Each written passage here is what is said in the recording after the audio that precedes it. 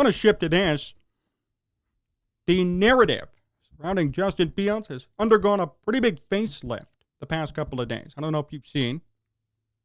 A couple of former NFL quarterbacks, guys who know what they're talking about, are all of a sudden praising Justin Fields. Pretty interesting. Kurt Warner said on his YouTube channel, quote, "We are seeing the growth from year 1 to year 2. Chicago fans should be excited."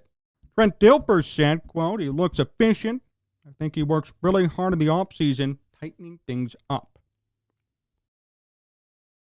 It's just worth noting that everybody's crossing their T's and dotting their I's after originally they weren't big fans of Fields.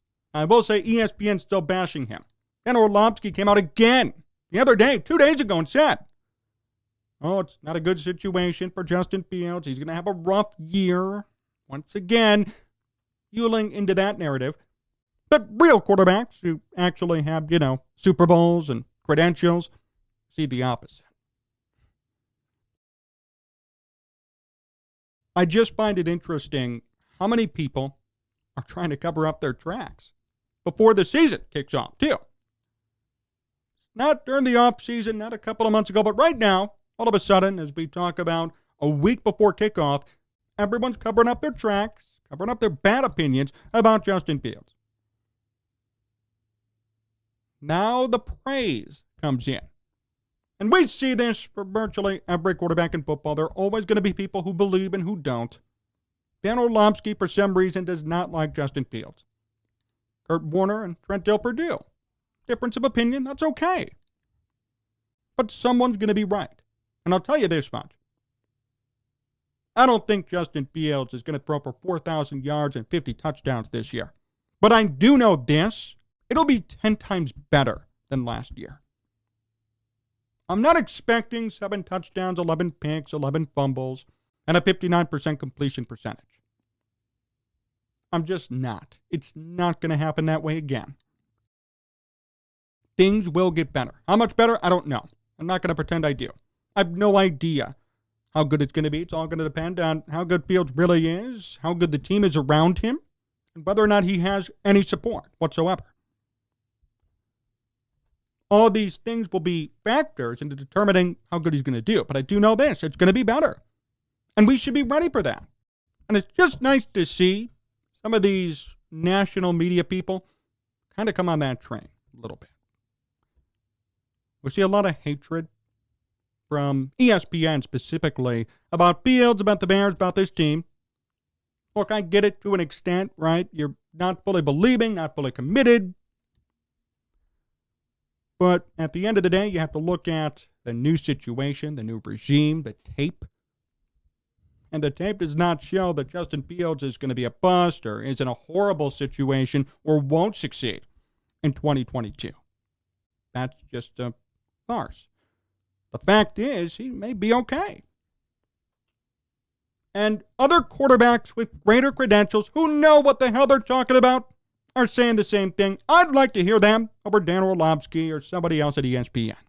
I'd rather listen to Hall of Famer Kurt Warner or Super Bowl champion Trent Dilfer over Dan Orlovsky, who's a bust. Plain and simple, bust for Detroit. Another guy who didn't have a team around him. That's the point. And opinions and predictions are going to be fruitless anyway. By week 4, week 5, we're going to have a better idea. We're going to change our opinions, change our predictions based on results from the first couple of games. All this stuff is pointless. All of it's being done to generate clicks, video views, and flat-out hatred or praise, depending on where you stand. It's just important to note that there are some within the national community who do like and do believe to an extent in Justin Fields. Maybe not the team, maybe not the team's good enough yet, but Justin Fields. There are some who do agree, who do believe. Other quarterbacks with credentials. That's good to know. If you are a believer in Justin Fields to the point where you think he's going to be great, well, you have some company now, nationally. I still think it'll be better than last year. How much better remains to be seen, but I don't expect a repeat of last year with this offense. The preseason has shown it. You could say, oh, it's the preseason, but the fact is, Justin Fields is becoming more and more comfortable in game situations in this offense. And that's great. We should be praising that. We should be talking about it more. And we are. But I guess for ESPN to still stick to the same old tire narrative after seeing some success from Fields in this offense, it makes no sense. It's stupid. Really, it's stupid. And it's ignorant, too. You've seen better things from this offense on tape in preseason games. For you to still sit there and say this is the worst team and Justin Fields has no help and it's going to be bad for him and bad for the whole team this year, they're going to be the worst team at football, I don't understand where that comes from. I don't get what game you're watching. And it's fine to have a hot take. I've had many and I still continue to have some. I'm okay with that.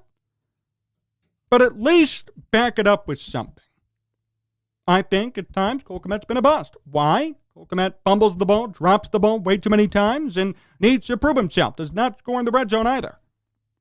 There are reasons why I'm skeptical about Cole Kmet right now. But for ESPN to say they're going to be the worst team in football when I could name probably 5 or 6 that are guaranteed going to be worse, that makes no sense. So the Bears are going to be worse than the Lions, worse than Houston, Seattle, New York, the Jets, and the Giants for that matter. Come on. The Giants have Daniel Jones starting. Daniel Jones. What are we talking about here? It just comes back to logic and actually being objective in your analysis and not feeding in to clicks and to hatred and to clickbait. ESPN likes to do it.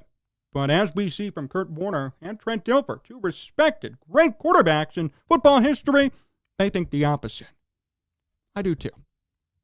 Thanks for watching today's show here on BPOD TV and YouTube. Really appreciate the time. Remember, you can follow me Twitter and Instagram at Jon Z Sports and on Facebook at Jon Zaghloul. And to watch more shows, head on over to sportstalkchicago.com. So long, everyone.